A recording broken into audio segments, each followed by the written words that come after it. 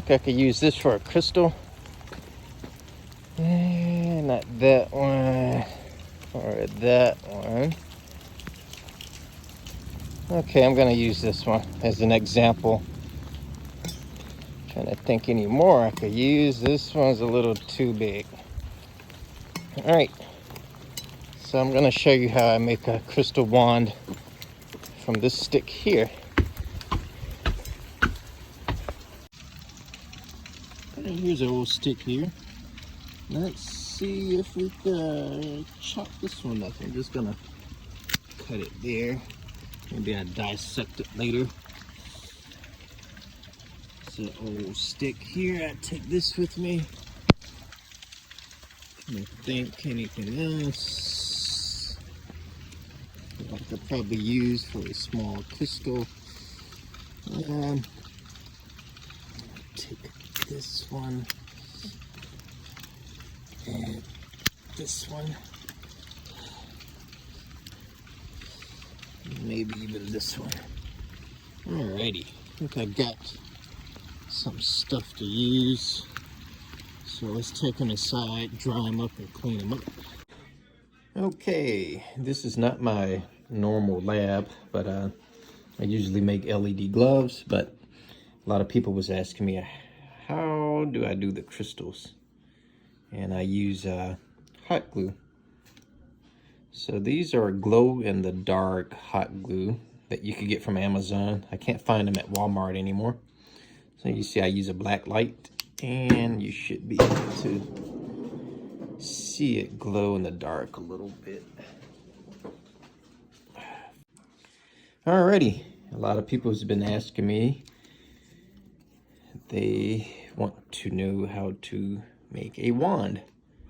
I got a bunch of little crystals that I have nothing to do with. They're worthless. You might get a few pennies for them or a few cents, but if you make something out of them, maybe they could go for a little bit more price. So what are you gonna need? I picked these sticks out of my yard earlier, so I'm gonna cut them down to size. You wanna get something that's kind of straight, but it doesn't have to be perfectly straight. You want it to be like an odd shape, but not too odd, that has a real deep bow into it. But something like these are examples. I have a little mini torch here. And you're gonna need glue stick. I use the glow-in-the-dark stick. So what I'm saying, that when you shine a black light over it, it glows in the dark, just like this crystal here. Makes it a little magical, I guess. And you're gonna need your glue gun. So let's see this stick right here. So it's about a little over 12 inches. I don't have my ruler with me. And you don't have to be perfect. Just, if you mess up, just break the glue off and start it all over again. So I'm gonna use the stick here. And what I'm gonna do is try to see what crystal would match this better. So you could either take your cutters and just kind of cut the tip of the stick to kind of just have it so where you want it to kind of hold the crystal. And if you don't have a big enough stick, you really don't need to have that either.